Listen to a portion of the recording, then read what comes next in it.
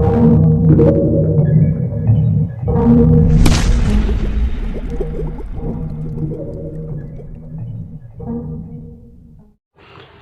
dan selamat pagi Bapak Ibu semua, semoga semuanya dalam keadaan baik.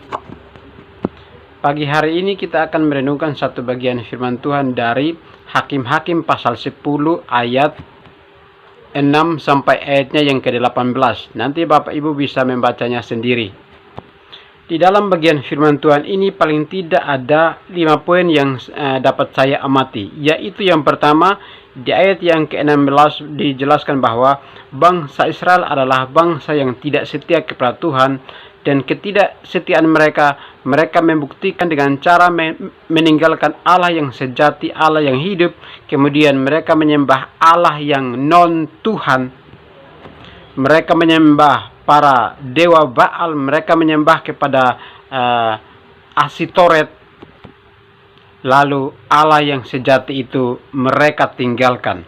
Dan karena mereka meninggalkan Allah yang sejati itu, maka bagian yang kedua adalah Tuhan murka, membangkitkan murkanya atas bangsa Israel dan menyerahkan mereka ke tangan orang Filistin, menyerahkan mereka ke tangan orang Moab.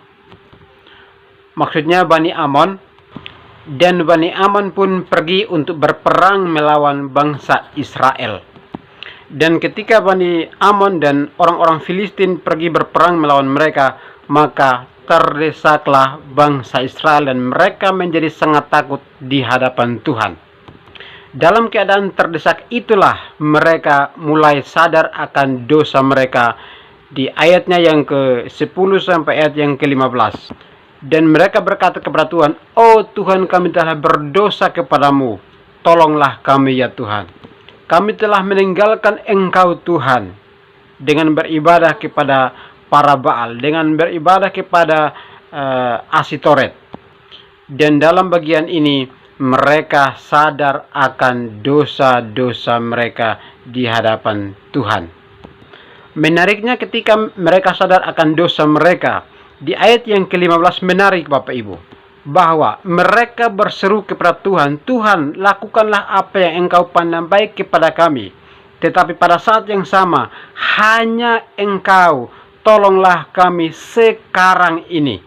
Jadi Bapak Ibu, di waktu yang bersamaan mereka mengatakan bahwa Tuhan, lakukanlah apa yang Engkau pandang baik kepada kami. Tetapi pada waktu itu juga mereka mengatakan, hanya tolonglah kami. Itulah cara orang berseru ketika mereka berada di dalam sebuah keadaan. Kita juga mengalami hal demikian. Kita pergi meninggalkan Tuhan. Setelah itu Tuhan mengizinkan semua hal terjadi, semua kepahitan terjadi dalam hidup kita. Barulah kita datang dan sadar kepada Tuhan. "Tuhan, aku telah berdosa, aku telah melanggar kehendak-Mu. Ampunilah saya Tuhan. Aku sadar akan dosaku. Tolonglah aku Tuhan. Lakukanlah apa yang Engkau pandang baik."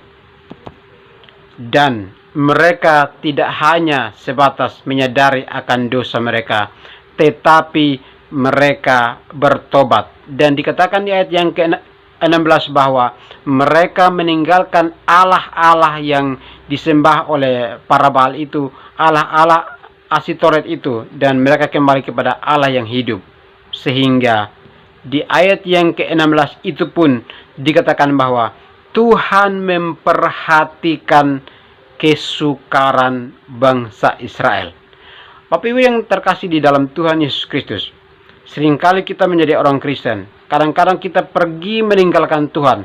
Nanti kalau sudah mengalami masalah, nanti kalau sudah mendapat penyakit, nanti kalau sudah dapat masalah ini, masalah itu, baru kita sadar, "Tuhan, ampuni saya Tuhan, aku salah, aku berdosa." Itulah hidup orang Kristen yang tidak dapat dipungkiri. Cerita yang sama diceritakan di Lukas pasal 15, bahwa seorang anak yang terhilang, dia pergi meninggalkan keluarganya, ayahnya, saudara-saudaranya.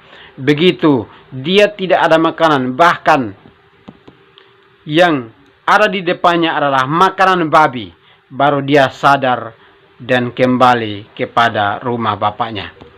Bapak Ibu, perumpamaan ini mengatakan bahwa ketika anak muda itu sudah ada di kandang babi, baru dia sadar dan kembali kepada Tuhan.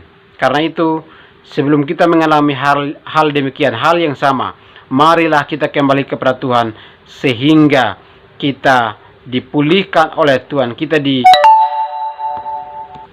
ditolong oleh Tuhan. Marilah kita mengakui dosa-dosa kita di hadapan Tuhan. Marilah kita kembali setia kepada Tuhan, sehingga Tuhan tetap memperhatikan hidup saya dan Bapak Ibu. Demikianlah renungan ini. Tuhan Yesus memberkati. Selamat pagi dan salam Bapak.